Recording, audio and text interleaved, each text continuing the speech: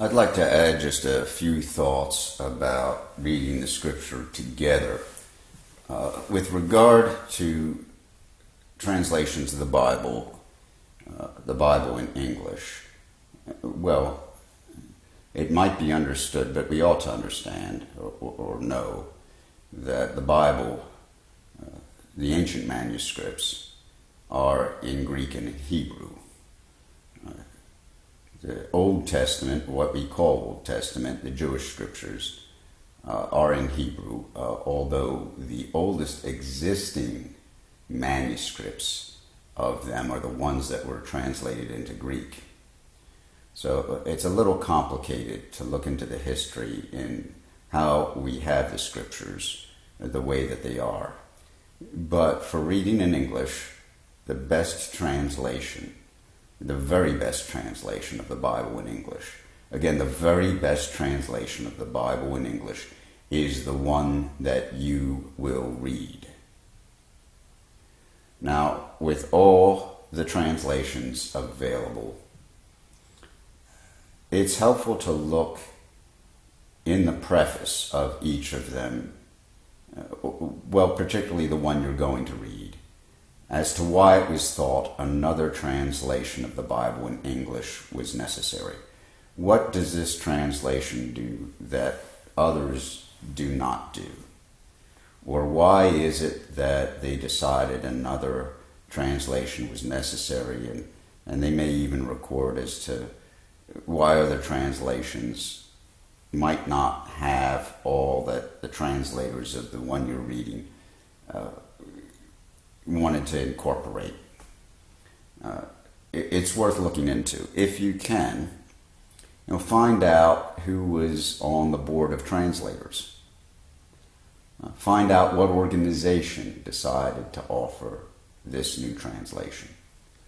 Now, I'm offering readings aloud in the English Standard Version just because I was curious about it.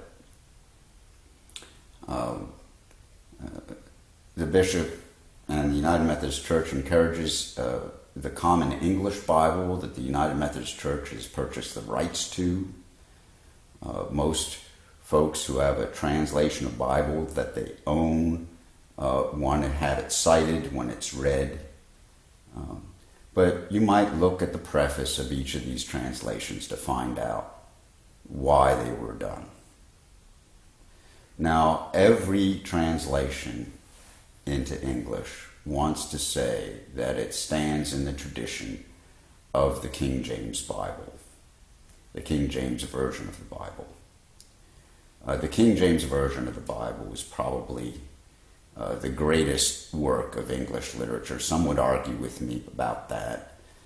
Some would argue about its preeminence. It's probably the best English translation done, and at the time that the scholars gathered to do it, you probably will never ever get another group of scholars together like that again to translate the Bible into English.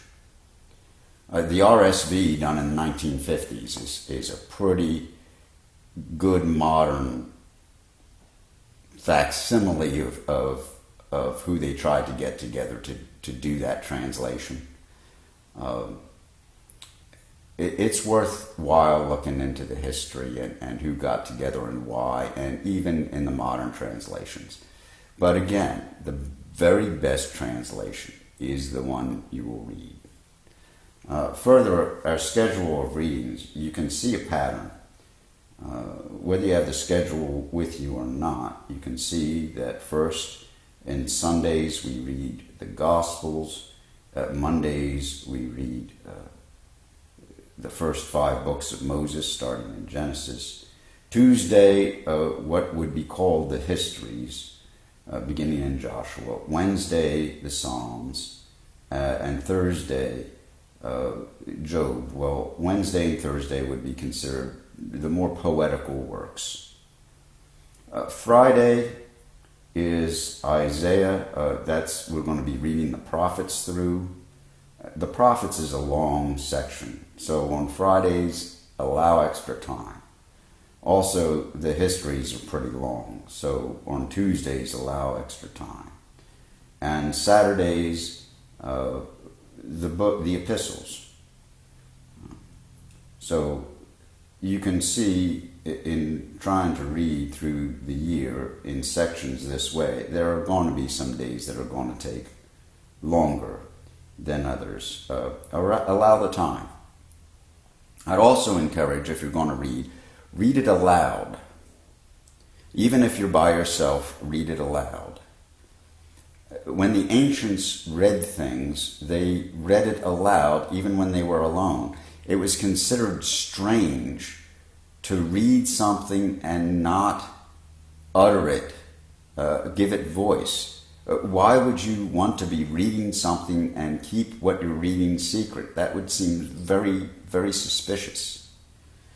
Also note that the Bible we have, it was not written in the order that we have it. And it's not written in the order that we will read it. Clearly, on Tuesday, the histories, the people we're reading about that is recorded would already know the Torah, God's law, the first 5 books, read on Monday. On Sunday, the gospel writers would be very familiar with all the Old Testament, but we start the week with the Gospels.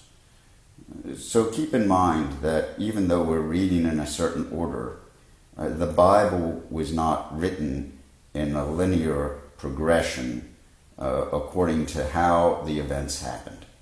But I'll talk more later about what we're reading, perhaps, and why it's in the form that we have it. This is more than enough for now, and I hope you find it helpful. If not, well, you can find other things that are more helpful. I don't claim to have any kind of monopoly on what I've received or on scholarship. But thank you very much for your consideration. God bless, and may the word of the Lord dwell in us richly. Thank you.